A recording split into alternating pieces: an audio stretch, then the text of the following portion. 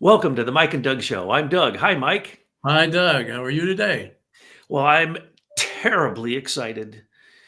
People don't know that when I was in high school, the one thing that I really hated was US foreign aid. I wrote a paper that got Hmm, into the newspaper to criticize this, saying, when there are poor people in America, how are we giving away this much money to foreign countries?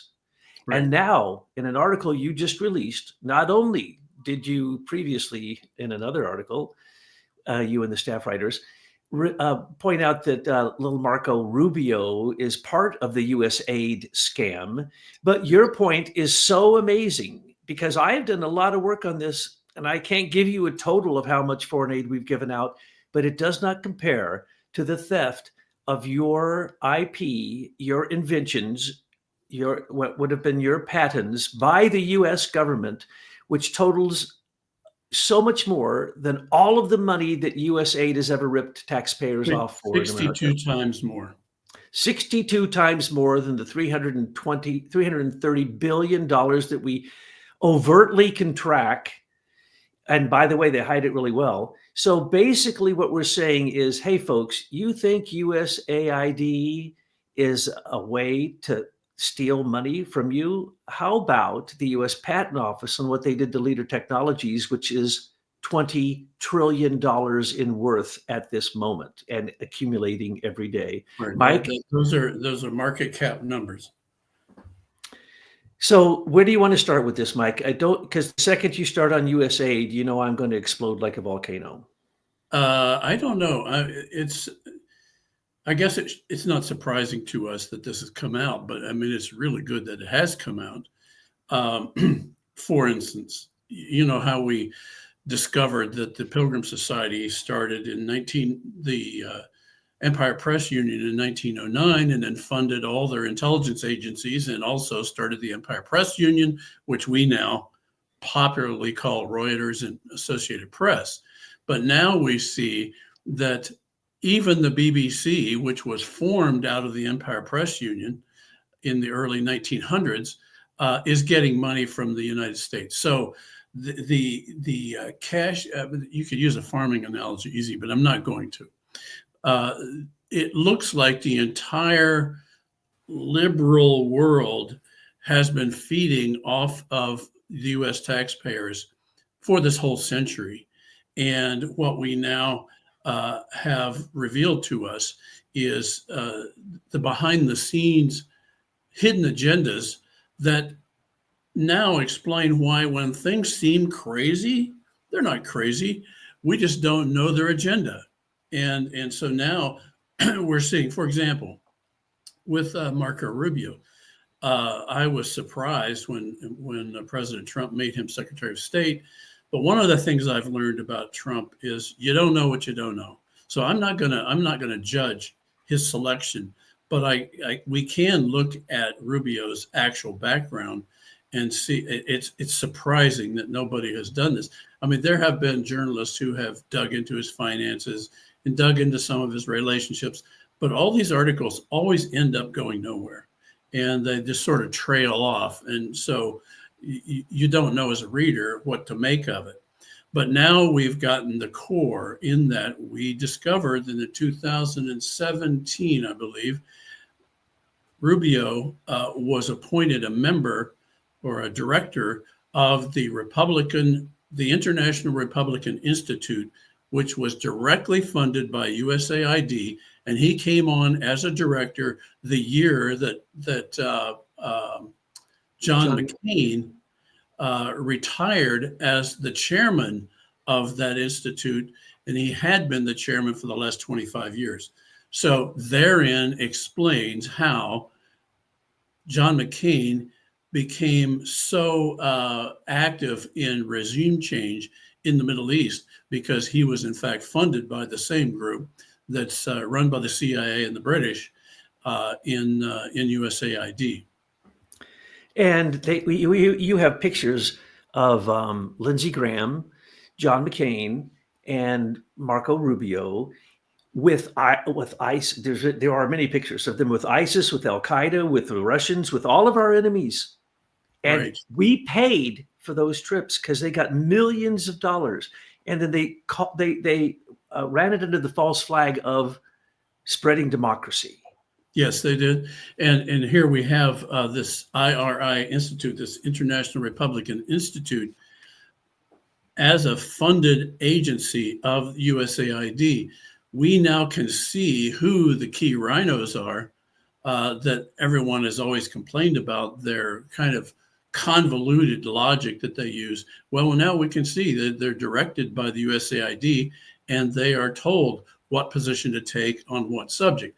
So I'm just going to go across the list. John McCain, Marco Rubio, Mitt Romney, Lindsey Graham, Tom Cotton, Dan Sullivan, Joni Ernst, Kristen Silverberg, Francis Townsend, David Kramer, and Gaddy Vasquez. And then there's one more, and that was, let me go up on this because one's important. And when in 1993, Rubio began working as an intern with U.S. Representative Elena Ross Leitena. I'm not getting that pronunciation right.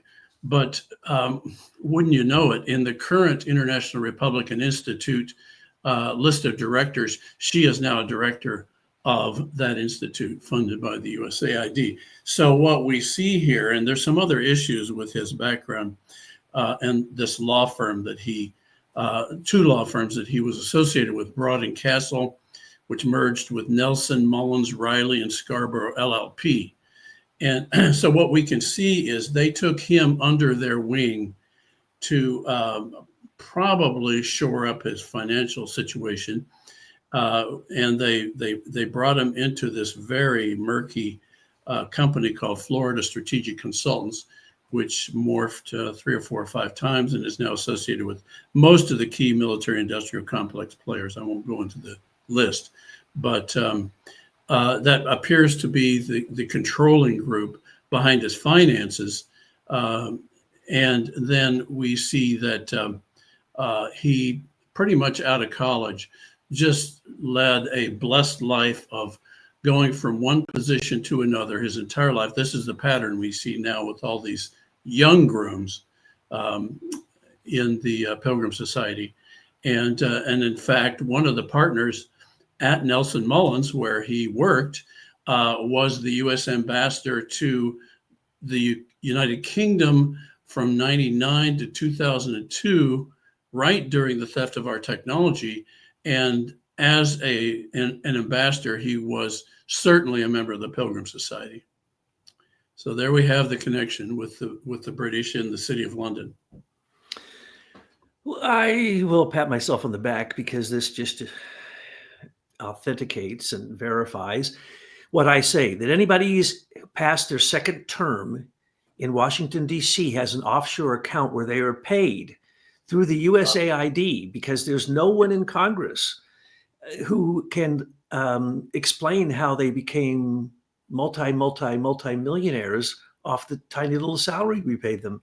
And so every single person in Congress, what they do is, this is the way USAID works. So Marco Rubio, that's just his travel expenses. Okay. Correct. That is nothing, but he and now still all those people you named, that's their travel expense to go do what? Foment war. Let me point out, one of the things we were looking at was, where can we get them on an ethics violation? And we found one, our researchers found one this morning, and that is their financial disclosures. Not a single one of these people the senators that I just mentioned, has ever disclosed that they received money from the IRI or USAID. Several of them identify Romney and McCain described their relationship as a board member with the IRI, but none of them disclose any financial income that they received from that association. So there you go. They have an ethics violation and need to be run out on rails. Federal politicians are vampires sucking our blood. Now, the problem is they've become butchers, and they almost killed the very host that they were sucking their blood from. Every single one of these people is paid off in ways that go to offshore accounts. And that's the reason they take so many trips. That's the reason also, we don't even want to start on insider trading, but let's just look at Well, the one point of the that, things, if I can interrupt you, one of the patterns we saw, which was repeated in Rubio's background, is there's always this kind of murky association with some corporation that's usually an LLC and is supported by some murky law firm, and then it goes on for a number of years. Well, what we now know is that's where what you're saying occurs, where all these murky offshore accounts send and receive money to these groups that aren't directly related to the person by name, but because of their law firm connections, is the way they're taken care of. USAID supports Tides Foundation, George Soros, George Soros' Open Society Foundation, and George Soros, when he got caught in this, when we did our expose on this about 8 years ago or so, and you can, you'll find, yeah, or longer. Well, the one that you and I did was even more detailed, but the one I first did was like 8 or 10 years ago. And when that came out, they changed their name. Now I'm going to run down this, but let's just talk about the big picture here to begin with. Trump just sent in Elon Musk and a bunch of teenagers. Hello, I was a junior in high school when I figured this out. A bunch of teenagers went in, all right, to USAID and said, this is the biggest fraud we've ever seen in human history. And literally it is, because remember that a lot of this USAID money went to Zelensky. Now, let's just be clear about this. Ukraine has received $127 billion from us. Some of that money they're supposed to pay back. They haven't paid back anything. So Trump is saying now, give us your lithium, give us your rare earths. And, that's a payment. That's just a partial payment. Okay, at least we got something out of that. In the 537 cases that I examined in the paper that is below this video, you can go and look at it for yourself. It took a long time to do that because that information was all hidden. And in the 537 cases of, first off, some hidden American who got connected to Wells Fargo or JP Morgan or a bank or somebody who's a fiduciary, somebody's going to handle, somebody's going to launder the money. Okay, the money is vouched for and asked for by an American. And so they call what used to be, what is now USAID, used to be called, it's very complicated, but they used to have there's a component, and we did a study on this called OPEC. OPIC, not OPEC. OPIC. And yes. OPIC gives out guarantees, loans, and grants that are greater than the amount of USAID. And they've now hidden that. And I can go into the details here, but it really gets me ticked off when people say, oh, look at this. Well, those teenagers, I'm making a joke. Actually, they were from 18 to 24 who went into the USAID office, said that on the weekend, when the people who still work there got the heck out, they were able to uncover all this stuff. And then they slept there. And then they got the information. Can we stop a second? I'm running out of power for some reason. Okay, sorry. So little Marco Rubio was given control of USAID after what some are calling the largest fraud in U.S. government history, which is, that's not true. We gave $127 billion to Ukraine, okay? Just lately, Trump said, you're going to give us this stuff back, lithium and all your rare earth minerals. Zelensky says, what are you talking about? I've only seen half that amount. So half the amount of $127 billion never even got to Zelensky, never got to Ukraine. But the problem is, Douglas, we can't necessarily believe anything that guy says. So who knows? Oh, but no, that's the story. That's going to be his story. That's what he said to international news. Of course, we know the truth is he pocketed at least a half of the half that's missing. That's a fact. Okay, now let's just go down the way that this goes.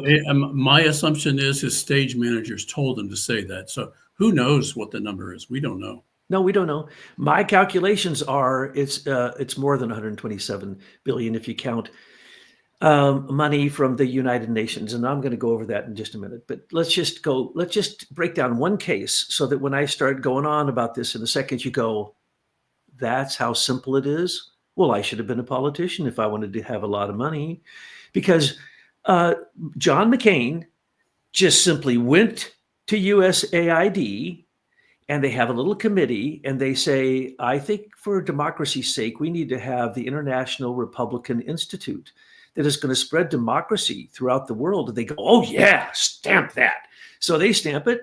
Then it goes to where? It goes to usually a bank or an asset management company or some shill company that doesn't exist. And by the way, as I started saying, 537 cases I've checked that were recipients of OPEC. Only 537? 537. None of them existed.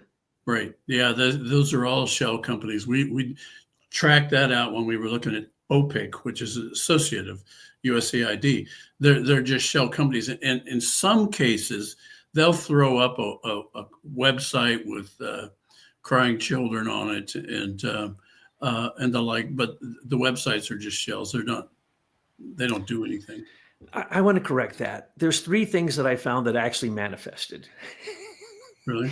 $4.5 billion to build a wall in Jordan to keep the Palestinians and the West Bank out of Jordan. Remember, Trump said he was going to send some of the Palestinians to Jordan. Jordan said, if you send one of them, it's war. We aren't taking one single Palestinian. But we built a wall just before Trump. We spent the same amount Trump wanted to spend on our southern wall to build Jordan a wall. Name one thing Jordan's ever done for us. Okay, so someone went to Jordan, said, that's a great idea. So for security purposes, we are going to ask USAID. They stamp it. It was OPIC at that time. They stamp it. There's other organizations too. I'll explain that in a minute. But they stamp it. It goes to a bank. The bank sends whatever they want because the bank can't be questioned, because believe it or not, there at that time when I started studying this, and it was just OPIC, there were multiple levels, and the bottom level was compliance. And the compliance statement said, we do not collect any documents for compliance. Yeah. No reports, no status reports, nothing. We tried to get a Freedom of Information Act request to have them send us some financial reports from some of their projects. They just blew us off. By the way, OPIC stands for Overseas Private Investment Corporation. That's right. That's what it says right here on my piece of paper. I can't remember what all these acronyms stand for. It's just why they change them to hide. Of course. That's what they're doing. Other two projects, oh, you'll like them just as much as the Jordanian wall. One of them was a multi-million-dollar hotel in Afghanistan that before it was finished, you were going to mention that. They used it for artillery practice and blew so many holes in it just for practice.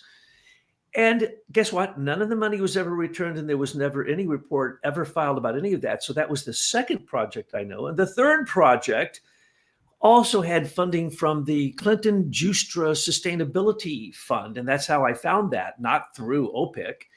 And they had built a multi-million-dollar hotel somewhere in Malaysia that no one ever goes at the end of the road. It exists. It's the largest house of prostitution in the world. That's the only things I've ever found that the money ever got to where they said it was going to. So the person who suggested the idea got a kickback. Not a kickback. There's no reporting. It's an administrative cost. My cause, I usually charge 25%. What do you charge, Michael? This is all made up stuff, and there's no records. You can't find any documentation on any of this. And they donate to BBC, which is propaganda. They donate to Thomson Reuters, which is propaganda. They donate to the Global Engagement Center, which is propaganda. They donate to all of our enemies. And I can demonstrate, it's demonstrated in the article. You've demonstrated it in your articles. These are the slush funds of people we call politicians who should be called criminals. Now, let me go over a couple things, because here's what they're saying. You got the Democrats coming out saying, no. The Foreign Assistance Act of September 4th, 1961 says that the president has no authority. over USAID when it was created. And then other people will say USAID was an executive order. All that's incorrect. Okay. Okay. OPEC. What do you mean? The USAID, according to, I heard last night, was started by Kennedy, right? It was started by Nixon. Nixon. Later, started by, suggested, I got it right here. 1969, it was started, Congress created the OPIC, Overseas Private Investment Corporation, in 1969, through an amendment to the Foreign Assistance Act during Nixon's administration, but it began in 1971. Okay, then it's run by now the Senior Executive Service. Oh, wait. It clearly says in the documentations for that amendment that it is to be directed by the President, the Secretary of State, and the National Security Council. So you get to, what you have is 10 different things you'd have to amalgamate and find out. So who runs it now? The Senior Executive Service runs it now. And I know this because I tracked it. How much do they charge a year? $88 million a year, with another $20 million a year for other expenses. And that was to run OPEC in the old days. Oh, now it's like 10 times worse. Okay. So, and OPEC changed names and then became the Organization for Economic Cooperation and Development. That's what they don't mention that to you. Okay. OECD. That's its real name. The USAID. Pardon me? That's the new name for OPEC, I believe. Correct. Mm-hmm. And the new name, and is actually USAID is nothing more than an amendment underneath the Foreign Assistance Act. So when they say that the Congress had to act on this, no, it's been amended, it's been added, it's been executive orders have been written on top of it. Because why? The president and little Marco Rubio, Secretary of State, and the National Security Council, which doesn't exist anymore. Trump rewrote it. So he is the National Security Council. Read his executive order. It's amazing. So the Organization for Economic Cooperation and Development. Oh, they're going to tell you they're this and they're that. That started, hang on, in 1961. Wow. That was the original organization, which has been stealing from us.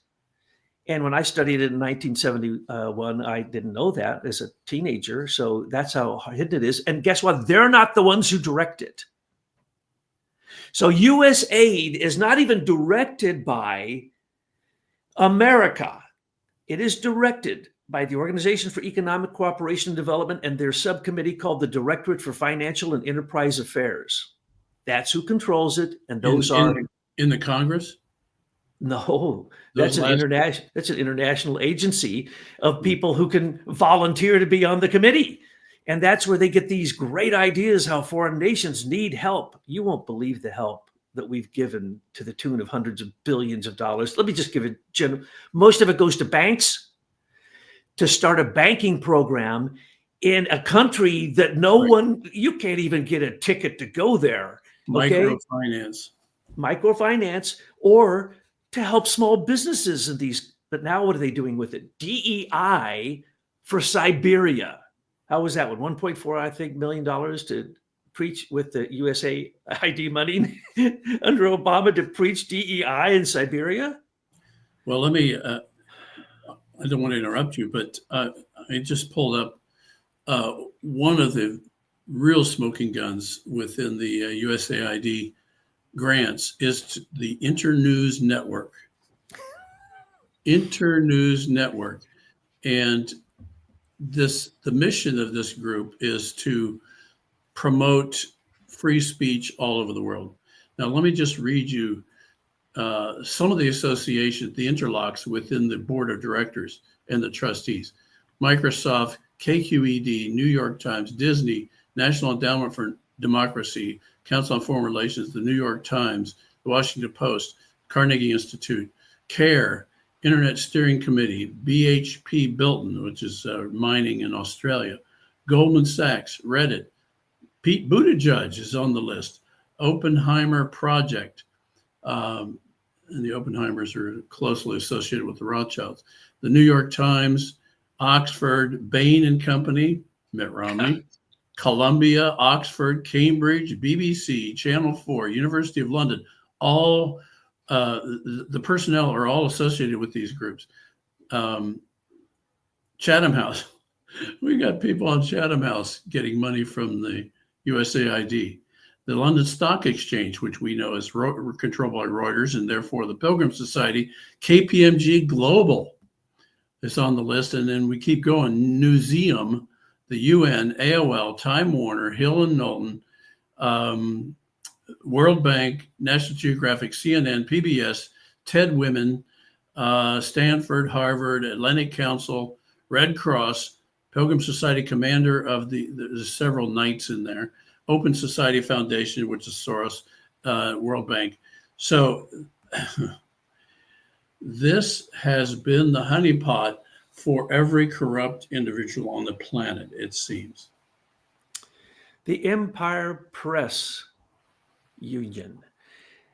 That's basically what you just read. That's the propaganda. Exactly. That's Tavistock. That's a little bit of the Frankfurt School. That's a little bit of the crazy British isms, all rolled into one. And that is direct money, folks. Let me make perfectly clear so you don't mix up what I'm saying with what he just said. That's money that's given to them. Yep. No strings attached. No reports. No nothing. Okay? No checking to see if they're anti-constitutional. They're all supposed to be bipartisan. They're not. George Soros donates to all of the same organizations that USAID. Matter of fact, I think they take their lead from George Soros. And remember, non-government organizations is what George Soros used to take down the USSR. He took down other nations with that. George Soros tried to take down Ukraine. He reversed 2 legal elections and got his man elected with the help of the CIA. And remember, the CIA / Pilgrim Society is in fact the military arm of the USAID. Everywhere that you will find, let me just read a couple of these things to you because these two are linked. OPEC is now the Organization for Economic Cooperation and Development. You don't hear anyone's talking about that, do you? They're as bad or worse than. They're inside the USAID, but who's going to talk about it? Probably not Rubio. That different budget. So what happens is the second that I say somewhere in some bizarre place needs some democracy, and I'm going to lead it because I'm a politician. So I need $12 billion to do that, like $12 million to do that. So I go to Wells Fargo. Wells Fargo puts in the grant. The grant is always stamped. No one ever gets turned down because it's always the same people. Because if you don't know this exists, you can't apply for it. And if you don't know its current name, you can't, if you don't know all this, you're not part of the in group. So then the money never gets to where you're going. And then you get a kickback in your offshore account. It's as simple as that. You can't hardly name a politician who doesn't have one of these rat lines running. Okay. This explains why these people are also smug. Because they know this system is what's really going on, and they know the American public is in the dark about what they're doing. Now, USAID is 1-year grants. OPEC is 10 years grants. So everything I'm going to read you is money from 2016, because that was the only records I could break into 8 years ago. Oh, it was 8 years ago. So I went in and got it, 537 projects I looked at, that this is what it's for. How about at that time, in those dollars, $5 billion to Iraq for conflicts, peace, and security. Weren't they our enemy? You know that they have to have a bunch of people just to sit around making up names. Yeah. Every one of them, it just really plays with people's emotions. $5 billion. 60 million to Afghanistan for conflicts, peace, and security. Now I'm going to get boring because then I'm going to say Israel, Egypt, Jordan, Kenya, Ethiopia, Syria, Pakistan, Uganda, mostly for conflicts, peace, and security. In other words, they're paying the CIA to go in and start a conflict, stop peace, and make sure there's no security. Right. In every one of these cases, we went in with the CIA and started wars. That's what this money went to. Yep. Now, we already have, Syria, it was for emergencies.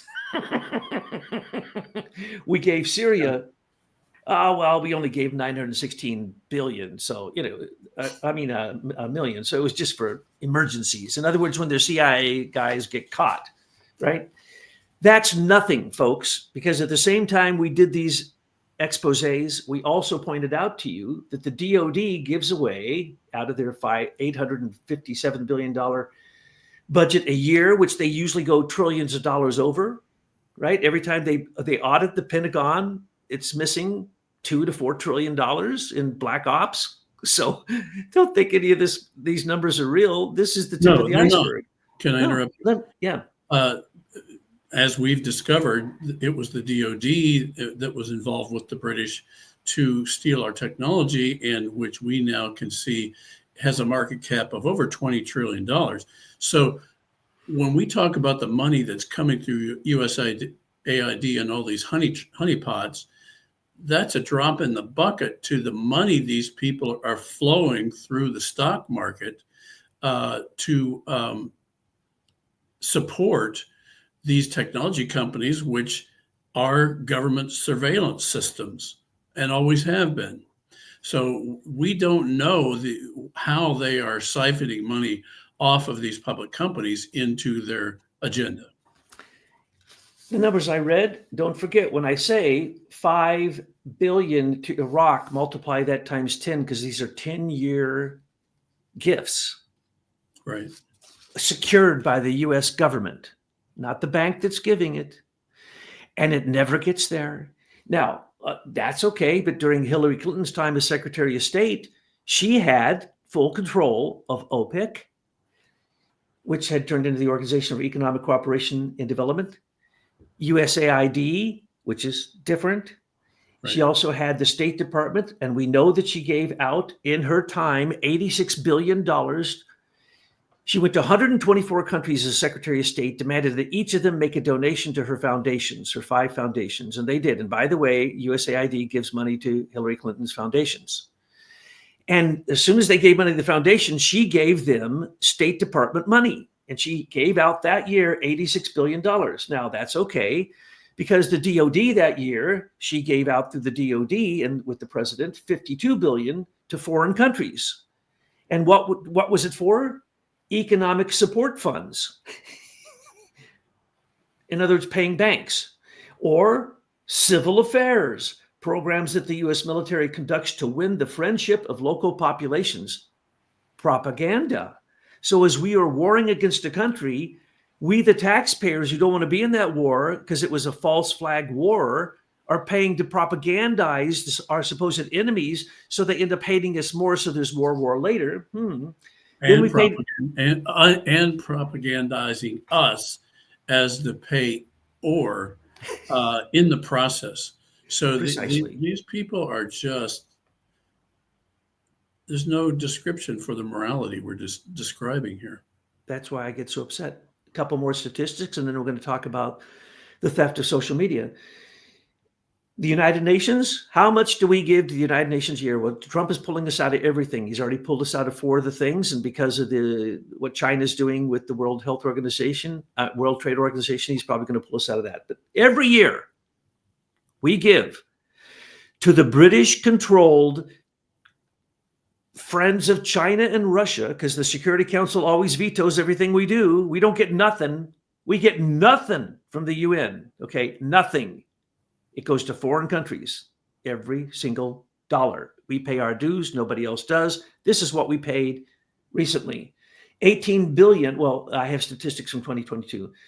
We paid 18 billion to the World Bank to give it away. The same thing as USAID. It's the same thing as OPIC. There's 18 billion more you have to add on there. And then to the International Monetary Fund, folks, none of that comes back to us. $118 billion to the IMF, which goes to third world countries, mostly China. I know that sounds absolutely unbelievable. The World Trade Organization, you can't count the amount of money that flows through there. There's really no way you can do that. So far, we've paid already to the UN 18 billion last year for climate change. As Trump just said, the total bill to the UN for climate change is $1 trillion. There's no climate change. These are all What great. climate has been changed? Douglas, you could go on with these huge numbers. This is just all one big grifting system. That's what you're describing. There isn't any activity going on except grifting back to the people that control the purse strings. Nobody gets any of this money. 618 million for UNESCO. Oh, UNESCO.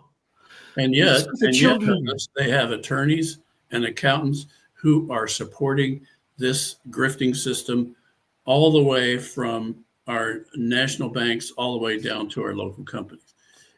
The Now, entire professional services industry is a huge grifting system. That's what we're seeing here. this is KPMG was on that list. Yes, it's money laundering. And who's it go to? Our enemies in every case. Nothing for poor people on the street. Not a dime. I'll just say one more thing, and that's that the number one recipient for OPEC loans 8 years ago was the Crown Agents USA, which is the Pilgrims. Correct. Okay. And I think one more thing, don't forget 60 million goes to be divided up between the House and the Senate every year from the U.S. Chamber of Commerce. Should be illegal, but it isn't. So they buy what they need. Remember that our private-public partnerships, which are actually monopolies, like the NIH, well, they got 47 billion last year, and the CDC got 11 billion. And guess what? They didn't have a single mask for us when the pandemic came. They didn't have anything. They were 100% completely unprepared. $47 billion went to the NIH to kill people and the CDC to not help. So that's just the ones off the top of my head that I can tell you. There's a whole lot more. That's not the Black Ops. That's not the Black Ops military budget. That's not all kinds of bizarre associations with banks. Remember, we have associations with the biggest banks and let them get off scot-free. We don't prosecute them or we give them a reduced SEC. But here's the good news. The good news is Trump started a sovereign fund. Now, people don't know what that means. Sovereign fund is where you take the excess money from fines and this and that or whatever, money just that can't go back to the budget because it doesn't go into any budget line. You put it in the sovereign fund and he says it's for infrastructure. Well, it's also said that Trump is considering the United States as part of their infrastructure to buy TikTok. So then why doesn't he use the Miller Act to get the proper license agreement? And actually, you can explain that to us, which would turn around everything, because we just pointed out that USAID supports the propaganda that works against we the people. So we need a free press. So you have a brilliant idea in your most recent article from you and the staff writers to create a free press fund. So tell us how this could help Trump and how that free press fund could help all we the people. Yeah, when we started looking at the enormity of the theft of our technology and the market cap values that are being these companies and institutions are benefiting by, one of the things that comes out of that in terms of morality is, as an American supposedly believing in the Constitution and the Bill of Rights, one of the things that we've got to start doing as a country is respecting people's property. Because their property and their privacy are the cornerstones of the Constitution. Now, so we're happy about some of the things that are occurring right now with USAID exposure and things like this. But the question is, how far is it going to go? And one of the realities of technology today is that the entire world has moved to use our invention for every aspect of social interaction, transaction interaction, banking, patient records. Everything is using our invention. And so we now can look back and see these people that had all these dirty secrets. They knew this is where they wanted to be, and they knew that they assumed that in order to get where they wanted to go, they had to give away our technology. That's pretty clear now. and they couldn't acknowledge our inventorship. Well, that creates if you think about the Bible verse about building your foundation on shifting sand, that's what we have right now in our social discourse and in our corporate environment. Is we have a level of technology offering that is totally founded on the sin of theft of intellectual property. And it is rampant across the globe. So the question for President Trump, what could I do about that to correct this moral inequity?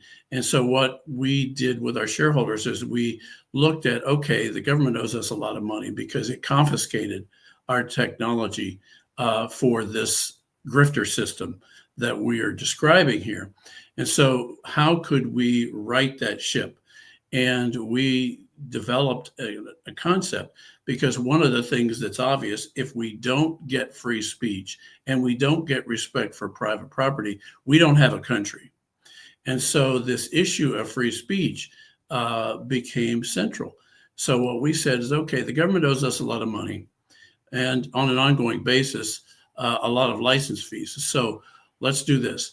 Let's put together a fund called the Free Press Fund, and we will take a substantial portion of the monies owed us as a result of this property confiscation, and we will put it into a free press fund that will be available to new media to be able to develop a diverse and pluralistic approach to news going forward, to counter this BBC, New York Times, Washington Post-led abortion that we call the mainstream media. And let's okay, fine, they continue on. But what we can do with this Free Press Fund is we can fund alternative news outlets that we're not going to agree with everything that these people say. But the point is, we need a pluralistic news environment. So to stop this propaganda system that is trying to drive us to a one world government. And so by doing this, that can happen. And so what we've said in the Pilgrim, in the Miller Act notice is, okay, President Trump, pay us for the theft of our technology. We will invest a huge amount of this revenue. We're talking hundreds of billions of dollars a year. And imagine that going into, instead of OPIC or USAID, imagine it going directly to the alternative news that is now becoming the mainstream as we go forward. And this would provide a mechanism of funding that would be perpetual. IBM Eclipse Foundation is nothing more than a cabal of thieves stealing patents and then putting it in the hands of idiots. And if you don't know these front people are idiots, then you're an idiot. Okay. These people have no brain. Mark Zuckerberg couldn't cross the street without getting hit. Okay. I mean, come on. So if you believe he invented anything. Now, here's something that just came to my mind. You had Leader Technologies had an entire package that had to be broken apart, and then they had to have a Silicon Valley cardboard cutout for each one of the sections. You add all that up, and it turns up to how many trillions in market value? What'd you say? 20.5 trillion right now. 20.5 trillion. That's a partial number, because what we did is we just took certain industries like cloud computing and social networking and telecom and valued that. So that's the market cap of 20.5 trillion right now. Anytime they say open source, that means they're going to steal it. Don't forget that. So IBM Eclipse Foundation was open source. Big friggin' lie. That means they stole somebody's patent for national security reasons, capitalized on it with their inner group who put up the money for the IPO and made 100 times their investment overnight. And now we saw China just did this with Deep Seek. I like to call it deep theft, because China started Open Atom. And they said, we are the center of the world. Send all of your open source material to us and we're going to do something for the betterment of mankind. No, they stole it and they made DeepSeek, which is really a Chinese company stolen by open source. This is the kind of nonsense of the way they twist things up so that you couldn't figure this stuff out if you had to, because if you believe the propaganda of the BBC, the propaganda of the National Public Radio, or any of these completely Tavistock Institute morale destroying propaganda machines, then you can't even think straight. And this is what's happening with USAID. That's one of their techniques, is to overwhelm the, there's a name for it, I forget what it is, overwhelm the public with so much news and so much confusion that you keep them off balance. And what we've learned is that any words they use, we need to think the opposite. So we need to be educated on how to listen to this stuff, or get to the point where these people lose their funding and go away, leave us alone in peace. Now, Trump would have to hire, I'd say, 250,000 lawyers to bring the cases against all the people that we know have committed felony crimes and we have the indictable evidence for. He can't do that. So you see him saying, okay, he can't end the SES, he can't end the CIA, he can't end the FBI, but he can give them, and there's a clause that says he can give them early buyouts and then diminish them. And that's what he needs to do with all this stuff. It isn't that he's closing them. Right. He's just diminishing their power and their money. And anyone who says that he doesn't have power over USAID is an idiot. Go look at the real documents, don't believe the Democrats' nonsense. And you'll see that this is a federal agency under his control completely. Of course, do you think Biden had the right to break the Constitution's non-discriminatory aspects by creating DEI that cost just the Department of Ed $1 billion? Billions of dollars to promote something that is unconstitutional. And then they want to get mad that Trump wants to take the people. Remember, when the government closed and only essential people stayed when they didn't have the money, no services were lost. Yeah, I think that most of the federal government could go away and we wouldn't even notice. 75% of them. He calls it 2 million. It's actually 4.5 million if you count the military and the National Guard. He is the boss. And now he's the boss of the National Security Council. They tried to take that away from him. Hillary Clinton and the second floor at the State Department tried to take away, giving away $86 billion from the State Department, totally under her decisions. Now, Rubio, you're the head of the State Department. You get to tell USAID what to do, but the president tells you what to do.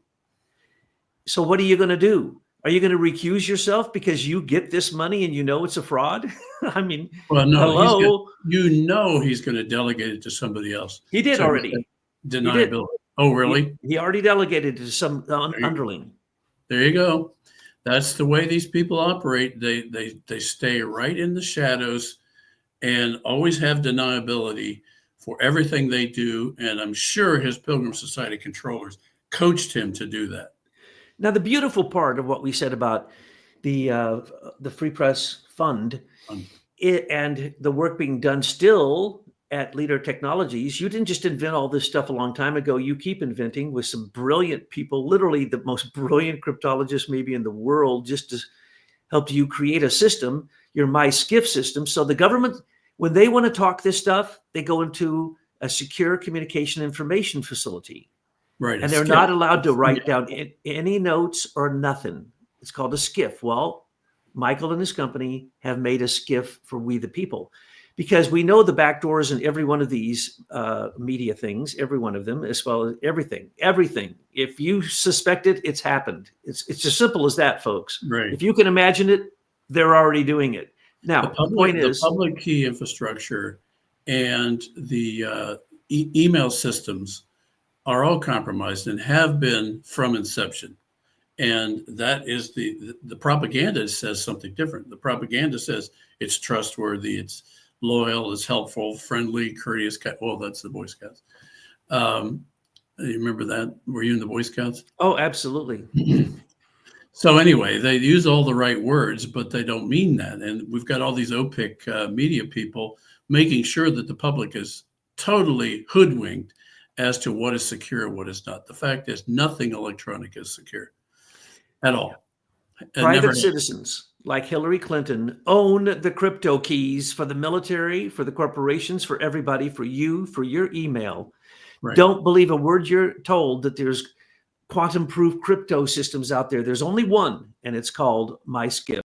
And MySkiff Message Vault, and it's coming out shortly. And what we are saying is this is email reinvented. And it's using polymorphic encryption, which cannot have backdoors, uses one-time keys on both sides, and nobody can decrypt this. Our math shows that it would take 3 lifetimes of the universe to crack one of our messages. And that's going to be available to everyone on the planet here shortly. It's available now. You have email. The next email iteration of it will be out within the next month or 2. You have normal email, Leader Technologies. You have MySkiff, which you can send messages absolutely secure, 100%. More file exchange. File exchange. And now you have Message Vault, which is an email that's 100% secure. The president doesn't have this. No one on the earth has this. Right. Okay? We're talking to the cryptologist that the NSA uses. Okay? Right.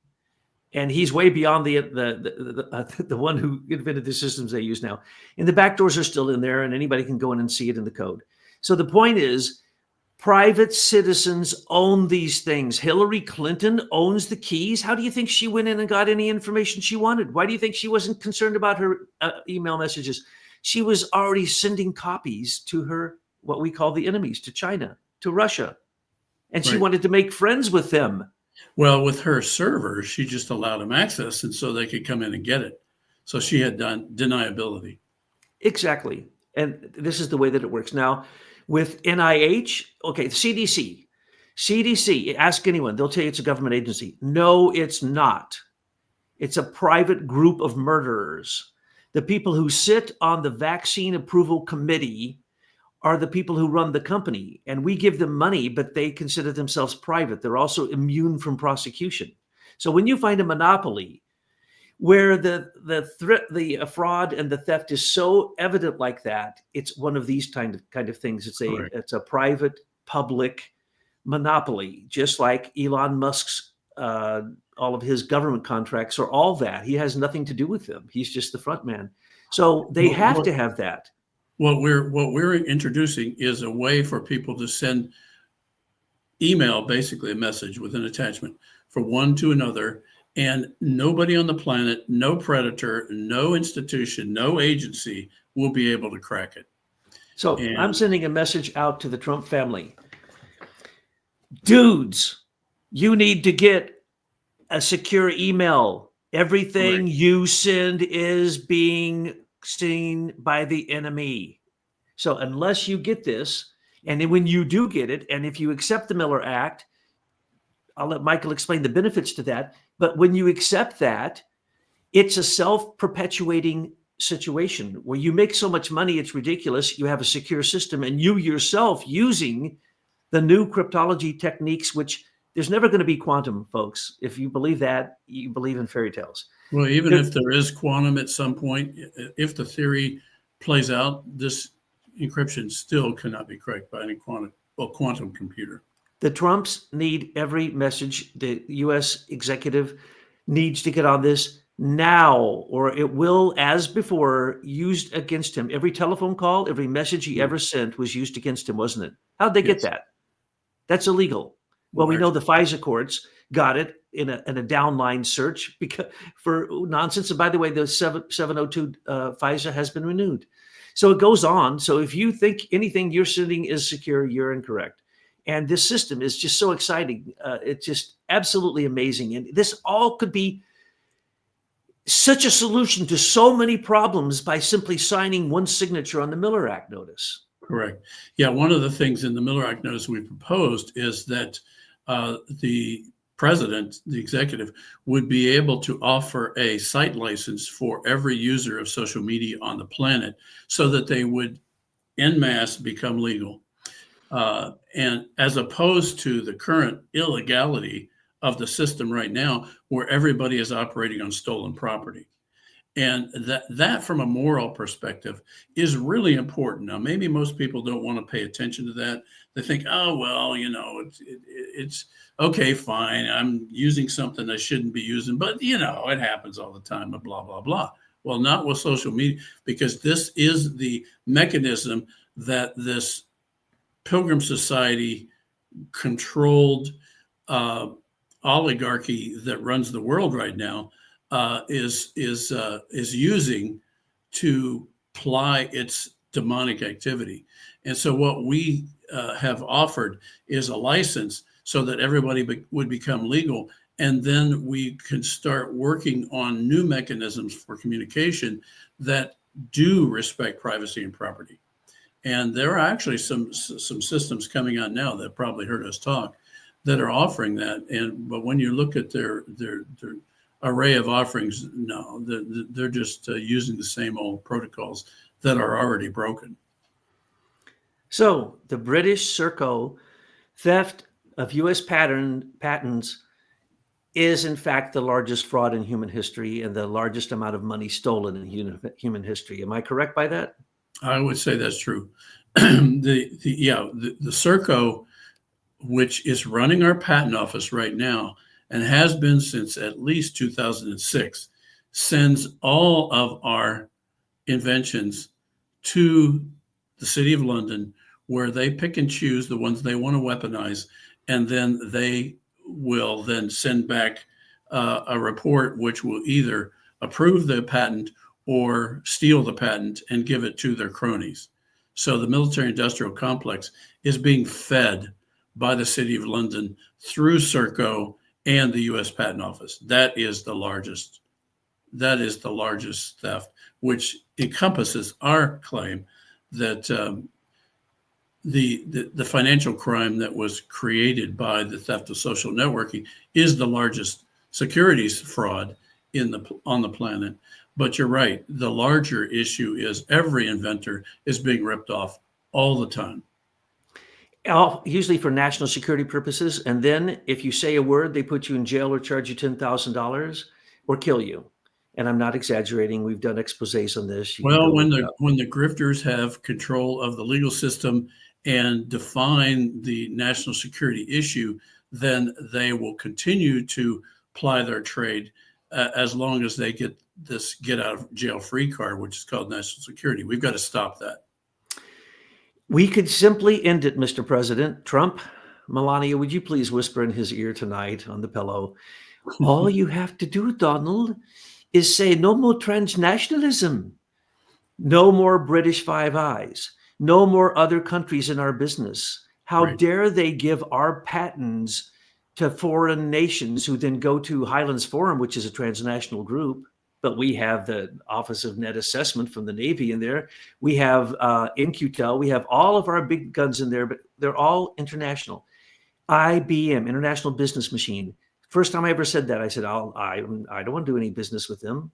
I don't want them. I want them to do national business machine, not international. Transnationalism, globalism, internationalism takes away American sovereignty. And that was the reason we were created. Well, that's the clue that everything we're saying about Leader Technologies is true, because IBM Eclipse Foundation is the group that was created by our patent attorney and David Capos, who ended up directing the patent office about 10 years later, used to distribute our source code, relabel it open source, which it never was, and give it out to the entire world. Why? Because this transnational government that runs us wanted a universal platform for being able to surveil, make money, and control the world population. That's where they're going with this. I didn't invent social networking to do that. I invented it to respect privacy and respect property. And we were actually in the process back in the early 2000s of implementing an encryption system that, in effect, is what we're offering now. But that was something that the intelligence world did not want, and so therefore they had to shut us down. Well, we're still here, and the story has not changed. And what we've now discovered who the players are, some are dead now, by the way. And so I think that the new round of oligarchs are getting tired. And what we need to do now is take back our privacy and our property. And taking care of leader technologies is the first step. Mike, I once said to you, I apologize. And you said, oh, well, you're the first person who's ever apologized. 20 Right. million you spent defending it all the way up to the Supreme Court. You actually won, but the Supreme Court's crooked too. And then we now know $20.5 trillion worth of value was stolen from your inventions. I think the whole world owes you an apology. But the great thing is, we don't need an apology. We just need him to sign the Miller Act and straighten the whole thing out and Right. let cardboard cutout Silicon Valley idiots go to the wayside. And It let will start a cascade of good effects by doing that. the free press, you called it, the Free Press Fund. Let's finally get a free press fund without any Brits manipulating it and without any foreign nations interfering. Michael, Right. thank you for all the sacrifices you've made to bring these things forth for us to use in our modern age, but also all the suffering you've gone through for all these years. But I do know that people at the top listen to what it is that you say. And so I hope they listen to this because, again, you're giving them a way out.